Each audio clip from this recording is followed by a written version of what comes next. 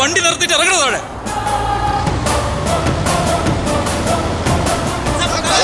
തിരിച്ചു പോവുക. തിരിച്ചു പോവുക. തിരിച്ചു പോവുക. തിരിച്ചു പോവുക.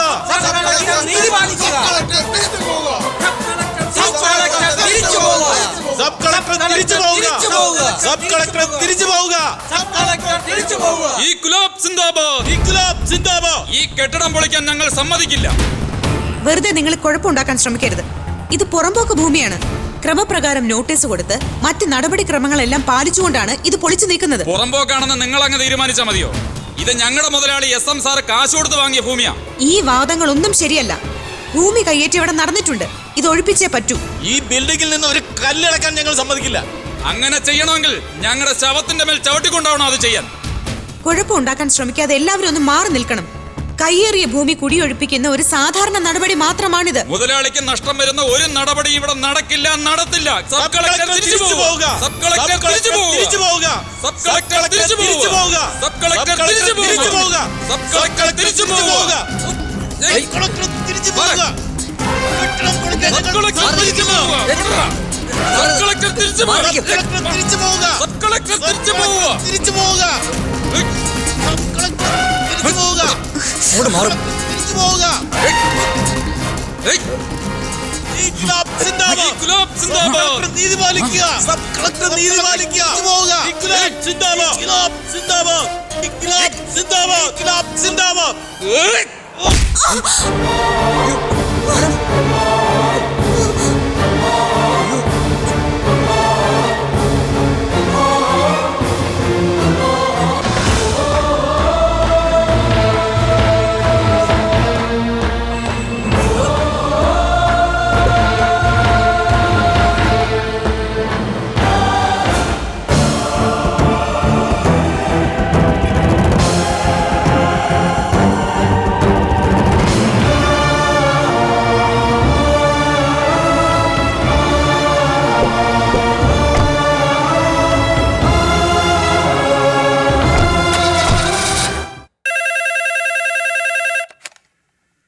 ഹലോ ഡോക്ടർ, ഹോസ്പിറ്റൽ ഇനോഗ്രേറ്റ് ചെയ്ത ആളെ ഇവിടെ കൊണ്ടുവന്നിട്ടുണ്ട്.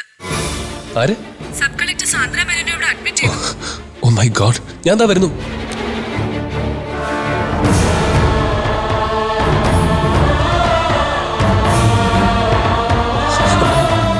സിസ്റ്റർ, ഇപ്പൊ എങ്ങനെയുണ്ട്?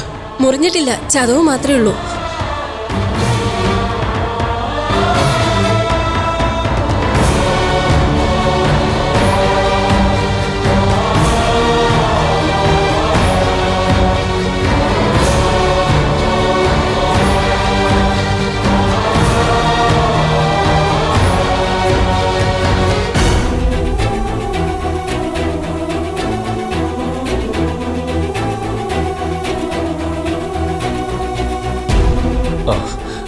എന്തായാലും ഒന്ന് സ്കാൻ ചെയ്യണം ഇമ്മീഡിയറ്റ്ലി. ഡോക്ടർ ജെയിംസിനെയും ഗോപാലിനെയും ഒന്ന് ഇൻഫോം ചെയ്യണം.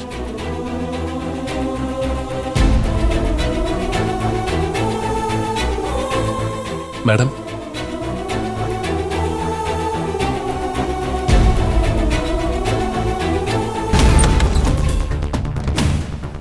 സർ, സംഗതി മൊത്തം അലങ്കോലായി. വലിയ സംഘടന നടന്നത്. ചോരക്കളിയിൽ ചെന്ന് അത് അവസാനിക്കുകയും ചെയ്തു. എന്തൊക്കെയാ അവിടെ നടന്നത്? പൊളിക്കാനുള്ള സർവ്വസന്നാഹങ്ങളുമായി ഉദ്യോഗസ്ഥരെത്തി. ഒപ്പം സബ് കളക്ടർ ഉണ്ടായിരുന്നു, 4-5 പോലീസുകാർ. നമ്മുടെ തൊഴിലാളികൾ അവരെ തടഞ്ഞു. എന്നിട്ട് സംഗതി കൈവിട്ടു പോയി സർ. അക്രമാസക്തമായി. സബ് കളക്ടർ സാന്ദ്രയ്ക്ക് എങ്ങനെയോ തലക്കടിയേറ്റു.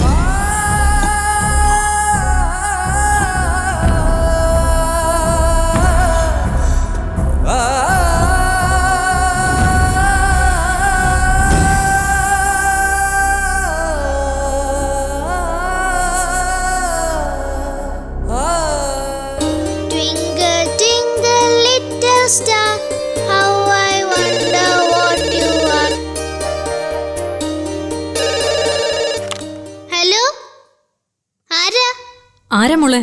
ഇങ്ങത്താ. ഹലോ. ഹലോ അമ്മേ. ആരാ? ഞാൻ ഡ്രൈവറാ അമ്മേ, ബാലു.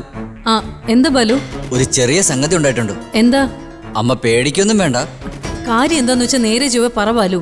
ഇന്ന് കാലത്ത് SM മോൾ പൊളിക്കാൻ ചെന്നപ്പോ ചെറിയ രീതിയിലൊരു ഉന്തും തള്ളും ഉണ്ടായി. അതിനിടയ്ക്ക് മേഡത്തിന്റെ തലയ്ക്ക് പരിക്ക് പറ്റി. അയ്യോ, എന്താ എന്റെ മൂക്ക് പറ്റിയത്? ആരായി എന്താ ചെയ്തതെന്നറിയില്ല. തലയ്ക്ക് ചെറിയൊരു മുറിവ്. സഞ്ജീവിനി മെഡിക്കൽ സെന്ററിലേക്ക് കൊണ്ടുവന്നിരിക്കുക.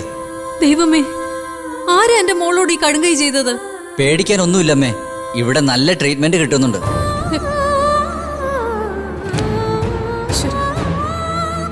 എന്റെ മൂക്കൊന്നും സംഭവിക്കില്ലേ?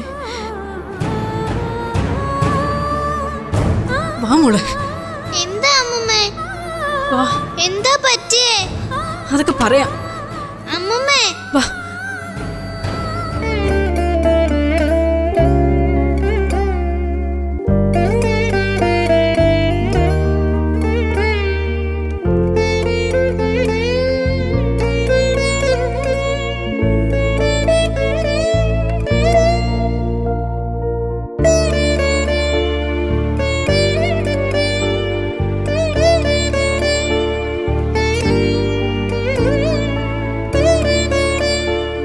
Madam, madam,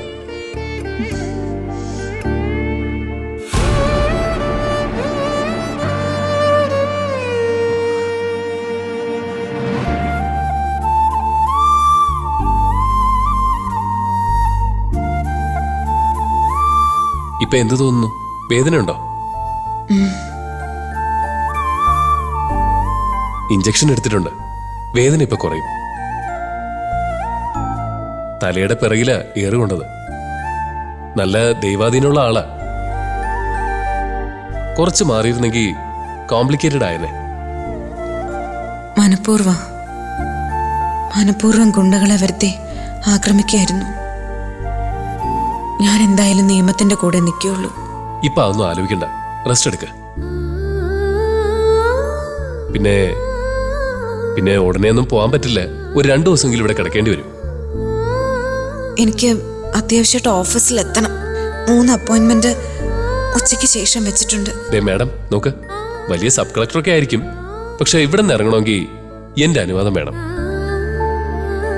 take rest.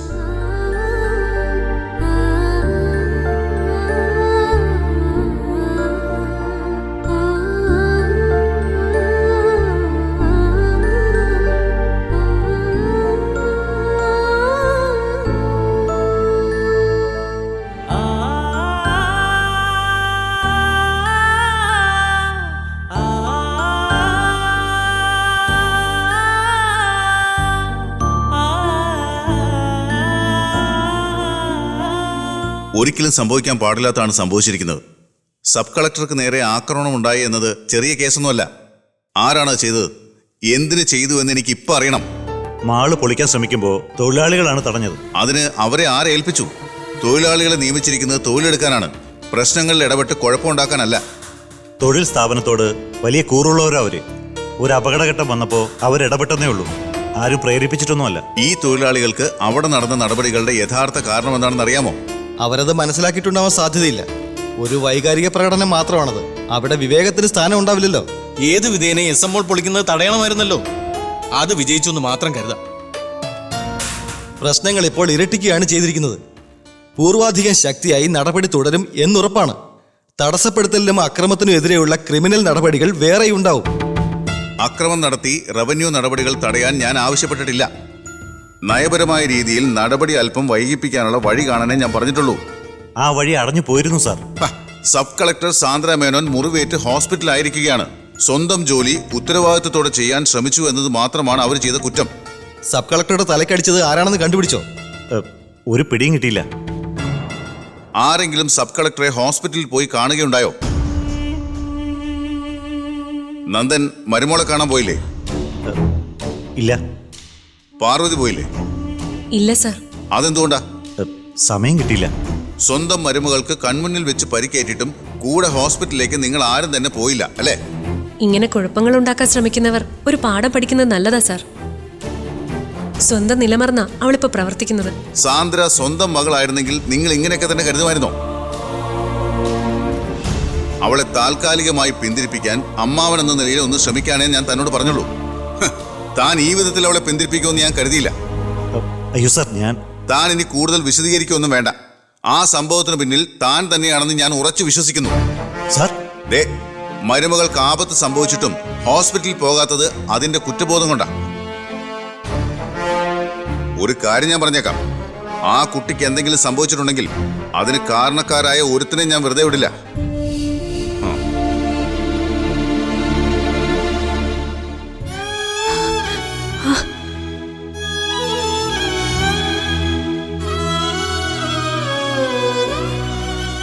അയ്യോ മോളെ, എന്താ എന്റെ മോക്ക് പറ്റിയത്? ഒന്നുമില്ലമ്മേ, തലയിലൊരു കല്ല് കൊണ്ടതാ, അത്രേ ഉള്ളൂ. കുഴപ്പം പിടിച്ച സ്ഥലങ്ങളിൽ ചെല്ലുമ്പോ സൂക്ഷിക്കണ്ടടാ. ആരാ എന്റെ അമ്മയെ ഉപദ്രവിച്ചേ? ആരോ ഒരാള്. നോക്കിക്കോ, അയാളെ ഞാൻ കൊല്ലും. കൊല്ലണ്ട, 2 അടി കൊടുത്താ മതി. ആ ഡോക്ടർ അടി കൊടുക്കോ? എന്റെ കൈ കിട്ടട്ടെ. 2 അല്ല 4 അടി. ഡോക്ടറെ, മുറിവ് പ്രശ്നമുള്ളതാണോ? ഒരു പ്രശ്നവുമില്ല. എറിയുടെ ആഘാതത്തിൽ തലയിൽ ഒരു ചതവുണ്ട്. ആ ഷോക്കിൽ ബോധം കെട്ട് വീണതാ. ക്ഷീണം കുറച്ച് കൂടുതലുണ്ട്. അതുകൊണ്ട് 2 ദിവസത്തെ കരുതൽ തടങ്കലിൽ വെച്ചേക്കാന്ന് ഞാൻ വിചാരിച്ചു. ഞങ്ങളുടെയൊക്കെ ഭാഗ്യോ. ആക്രമണത്തെ പരിക്കേറ്റു എന്ന് ഡ്രൈവർ വിളിച്ച് പറഞ്ഞപ്പോ വല്ലാതെ വിഷമിച്ചു പോയി. ഹലോ, ഇപ്പൊ കുഴിയിലൊന്നും വീഴാറില്ലേ? പിന്നെ ഇതുവരെ വീണില്ല. വീഴുമ്പോ ഡോക്ടർ വരണേ രക്ഷിക്കാൻ. പിന്നില്ലേ, വീണൂന്നറിഞ്ഞ ആ നിമിഷം ഞാൻ അവിടെ എത്തും. രക്ഷിക്കാൻ എപ്പോഴും ഡോക്ടർ തന്നെ എത്തുമെന്ന് അവള് കരുതിയിരിക്കുക. അതാണ് കുട്ടികളുടെ പോസിറ്റീവ് തിങ്കിങ്. അപകടത്തിൽപ്പെട്ടാൽ രക്ഷിക്കാൻ ഒരാളുണ്ടാവും എന്നുള്ള വിശ്വാസം, അത് വളരെ നല്ലതാ. ദേ, ഇപ്പൊ തന്നെ ഈ ഹോസ്പിറ്റൽ ഉദ്ഘാടനം ചെയ്ത ആള് തന്നെ കിടക്കുന്ന കണ്ടില്ലേ? ഇപ്പോഴാ ശരിക്കും ഉദ്ഘാടനം ആയത്.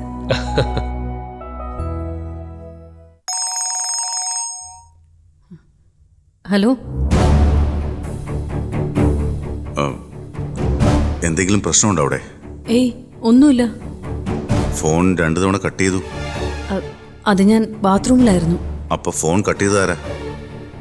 മോള. ഓഹോ, അവള് എന്റെ കോൾ എടുത്തു അല്ലേ? അവൾക്കതൊന്ന് ചെവിയിലേക്ക് വെക്കാൻ തോന്നിയില്ലല്ലോ. ആ ശബ്ദമെങ്കിലും എനിക്ക് കേൾക്കാമായിരുന്നു. മോളുടെ സ്വഭാവ രീതി അറിയാലോ, അവള് കട്ട് ചെയ്തതാ. ആയിക്കോട്ടെ, അവളുടെ കുഞ്ഞു കുസൃതിയായിട്ട് ഞാനിത് കണക്കാക്കിക്കോളാം. അവൾ അറിയുന്നില്ലല്ലോ അവൾക്കൊരു പനി വന്നാൽ പോലും സഹിക്കാൻ പറ്റാത്ത ആളായി വിളിക്കുന്നതെന്ന്. പാപം എന്റെ മോള് ഒരു തെറ്റും ചെയ്യാതെ തന്നെ പാപം ചെയ്തോണ്ടിരിക്കുക. സത്യം പറയട്ടെ, എനിക്ക് അവളെ ഒന്ന് കാണാൻ കൊതിയാവുന്നു. കാണുന്നതിനെന്താ തടസ്സം? പിന്നെ അവൾക്കിപ്പം നല്ലോണം ഭേദമായിട്ടുണ്ട്. ചികിത്സിക്കുന്ന ഡോക്ടറാണെങ്കിൽ മിടുമിടുക്കൻ, സഞ്ജയ് എന്നാ പേര്. ആളുടെ സ്വന്തം ഹോസ്പിറ്റലായത്. എനിക്കറിയാം ആളെ, മിടുക്കനാണെന്ന് കേട്ടിട്ടുണ്ട്. നല്ല പെരുമാറ്റവും നല്ല ട്രീറ്റ്മെന്റും. ആ, മോളുടെ ഡിസ്ചാർജിന്റെ കാര്യം? നാളെ പോകാന്നാ പറഞ്ഞത്. എങ്കിൽ ഞാൻ ഇപ്പൊ തന്നെ അങ്ങോട്ടൊന്ന് വരട്ടെ? ഇവിടെ മറ്റാരുടെയും ശ്രദ്ധയപ്പെടാതെ നോക്കണം. തീർച്ചയായും.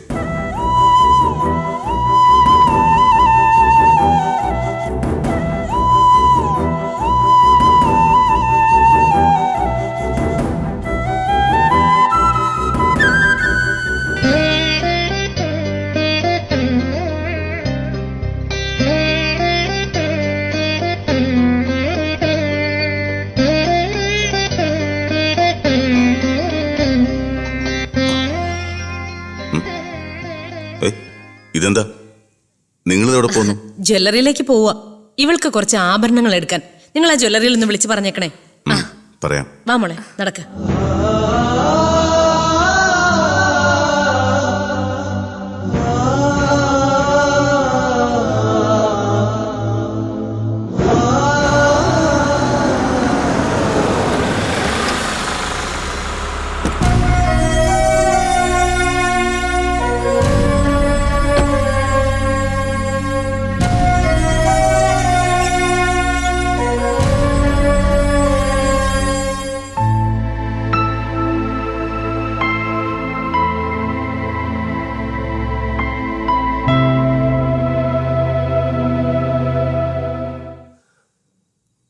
ആ അങ്കിളെ, ഇരിക്കെ.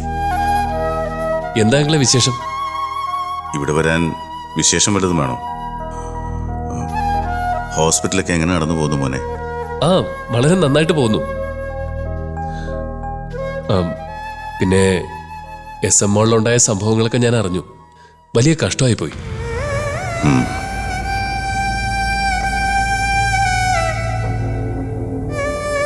അങ്ങനെയൊക്കെ സംഭവിച്ചു പോയി. ആവശ്യമില്ലാതെ തൊഴിലാളികൾ കയറി പ്രശ്നത്തിൽ ഇടപെട്ടതാ സംഘർഷത്തിനിടവരുത്തിയത്. എന്തായാലും ആ തൊഴിലാളികൾ ക്രിമിനൽ മൈൻഡുള്ള ആൾക്കാര്. അങ്കിളൊന്ന് ശ്രദ്ധിക്കുന്നത് നല്ലതാ. ആരാണ് ആ ക്രിമിനൽ എന്ന് കണ്ടെത്താൻ ശ്രമിച്ചുകൊണ്ടിരിക്കുക ഞാൻ. അങ്കിളെ, അത് പുറമ്പോക്ക് ഭൂമിയാണെങ്കിൽ സ്വയം ഒഴിഞ്ഞു കൊടുക്കുന്നത് തന്നെയല്ലേ മാന്യത? ഞാൻ അതിനെപ്പറ്റി കാര്യമായി ആലോചിക്കുന്നുണ്ട്. സത്യത്തിൽ ഭൂമി നമ്മൾ കയ്യേറിയതല്ല, വില കൊടുത്ത് വാങ്ങിയത് തന്നെയാ. മുമ്പ് എന്തോ നടന്ന കൃത്രിമങ്ങൾ നമ്മൾ അറിഞ്ഞില്ലെന്ന് മാത്രം. സത്യസന്ധതയും ഉറച്ച നിലപാടുമുള്ള സബ് കളക്ടർ അവിടെ നടന്ന അക്രമങ്ങൾക്ക് ഇരയായി എന്നുള്ളതാണ് ഏറ്റവും സങ്കടകരം. അതിലുപരി അതുണ്ടാക്കിയ നാണക്കേട് ഒട്ടും ചെറുതുമല്ല. സംഗതികൾ ഇങ്ങനെയൊക്കെ ആകുമെന്ന് ഒട്ടും കരുതിയതല്ല. സബ് കളക്ടർക്ക് പരിക്കേറ്റതിൽ എനിക്ക് അങ്ങേയറ്റത്തെ വിഷമമുണ്ട്. അവരെ ഒന്ന് കണ്ട് ക്ഷമാപണം നടത്തണമെന്നുണ്ടായിരുന്നു. നമ്മുടെ സ്ഥാപനത്തിൽ വെച്ച് നടന്ന സംഭവമല്ലേ. ഏത് ഹോസ്പിറ്റലാണാവോ അവരെ അഡ്മിറ്റ് ചെയ്തിരിക്കുന്നത്? അങ്കിളെ, അവരിവിടെ ഉണ്ട്. ഓ, ഒന്ന് കാണാൻ സാധിക്കോ? പുറമേയുള്ള വിസിറ്റേഴ്സിനെ സബ് കളക്ടർ അക്സെപ്റ്റ് ചെയ്യുമെന്ന് അറിയില്ല. പ്രത്യേകിച്ചും SM മാളിന്റെ ഉടമയായ അങ്കിളിനെ. എന്നാലും നമ്മുടെ സ്ഥാപനത്തിൽ വെച്ച് നടന്നൊരു സംഭവം ആയതുകൊണ്ട് അതിൻ്റെ ഉടമ എന്ന നിലയിൽ ഒരു ക്ഷമ പറയുന്നത് നല്ലതല്ലേ? അത് ശരിയാ അങ്കിളെ, അത് വേണം. ഞാനും കൂടെ വരാം. അങ്കിള് വാ.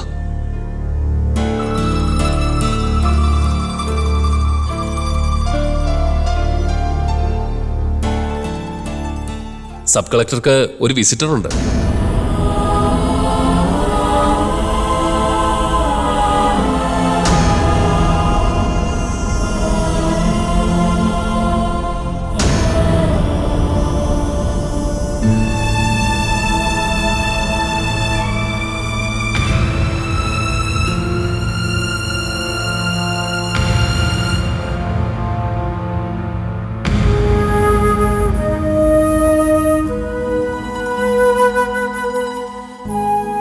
ഒരു അക്രമം അവിടെ നടക്കുമെന്ന് ഒട്ടും പ്രതീക്ഷിച്ചതല്ല.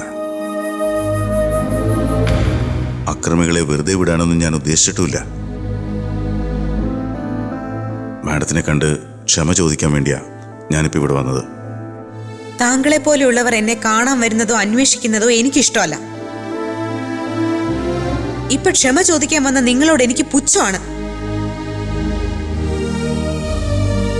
അങ്ങനെ പറയരുത് മാഡം.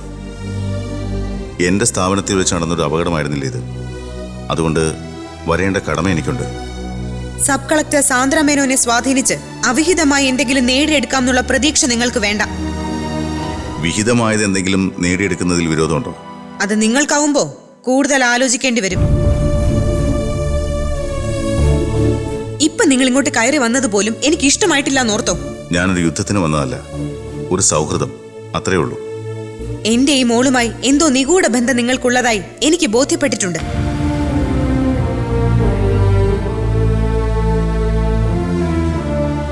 അല്പമെങ്കിലും മര്യാദ നിങ്ങൾക്കുണ്ടെങ്കിൽ എന്റെ ചോദ്യത്തിന് വ്യക്തമായ ഉത്തരം നിങ്ങൾ തരണം. നിങ്ങൾ ഈ കുഞ്ഞിന്റെ ആരാ? എന്താ ഈ കുഞ്ഞുമായി നിങ്ങൾക്കുള്ള ബന്ധം? മാഡം ചോദിച്ചതിനുള്ള മറുപടി ഞാൻ പറയാം. ഈ കുട്ടി ആരാണെന്നല്ലേ ചോദിച്ചത്? ഒരു രാത്രി മാഡത്തിന്റെ കാറിന് മുന്നിൽ വന്ന് പെട്ടവൾ. വ്യക്തമായ മേൽവിലാസമുള്ളവളാണ് ഈ കുട്ടി.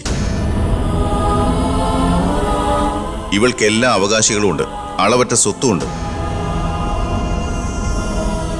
എന്തായാലും ഇവൾ മാഡത്തിന്റെ കയ്യിൽ എത്തപ്പെട്ടതിൽ ഞാൻ അങ്ങേയറ്റം സന്തോഷവാനാണ്. ഇവളെ കാണാനായി എനിക്ക് ഇടയ്ക്കിടയ്ക്ക് ഇവിടെ വരേണ്ടതുണ്ടല്ലോ. നിങ്ങൾ പറഞ്ഞത് ഞാൻ ചോദിച്ചതിനുള്ള ഉത്തരവല്ല. ഞാൻ ഈ കുട്ടിയുടെ ആരാണ്, എന്താണ് ഈ കുട്ടിയുമായി എനിക്കുള്ള ബന്ധം? നല്ല ചോദ്യം തന്നെ. പക്ഷേ ഈ കുട്ടിയുടെ ഐഡന്റിറ്റി ഇപ്പൊ വെളിപ്പെടുത്താൻ നിർവാഹമില്ല. എന്തുകൊണ്ട്? അതിനുള്ള സമയം വരുന്നതേ ഉള്ളൂ. സമയമാവുമ്പോ എല്ലാം വെളിപ്പെടും. നുണയാണ് നിങ്ങൾ ഈ പറഞ്ഞതെല്ലാം. ഞാൻ കാണാൻ തുടങ്ങിയ കാലം തൊട്ട് ഇന്ന് വരെ എന്റെ കണ്ണിൽ നിങ്ങൾ ഒരു വില്ലനാണ്. You are a criminal. കാര്യസാധ്യത്തിന് വേണ്ടി നിങ്ങൾ എന്തും ചെയ്യും. എനിക്കറിയാം.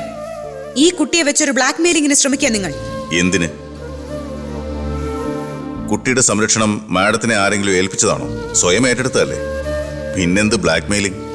ഞാനൊരു കാര്യം പറഞ്ഞേക്കാം. ഇവളുടെ പിന്നിൽ നിന്നുകൊണ്ട് കള്ളക്കളി കളിക്കാൻ ശ്രമിച്ചാൽ ഒരിക്കലും മറക്കാത്ത പാഠങ്ങൾ നിങ്ങൾ പഠിക്കും. പാഠങ്ങൾ അനേകം പഠിച്ചവനാ ഞാൻ. ഇനിയും പാഠങ്ങൾ പഠിക്കാൻ തയ്യാറുമാണ്. നിങ്ങൾക്ക് മര്യാദയും മനസാക്ഷിയുണ്ടെങ്കിൽ ഇവളുടെ യഥാർത്ഥ അവകാശികളെ എന്റെ മുന്നിൽ കൊണ്ടുവാ. പലതിനും ഒരു തീരുമാനം ഉണ്ടാവുന്നത് ഞാൻ കാണിച്ചു തരാം. മാഡം, ഓരോ മനുഷ്യനും ഉണ്ടാവും പുറത്തു പറയാൻ പറ്റാത്ത രഹസ്യങ്ങൾ. എന്റെ മനസ്സിലും അതുപോലൊരു രഹസ്യം ഒളിച്ചു വെച്ചിട്ടുണ്ട്.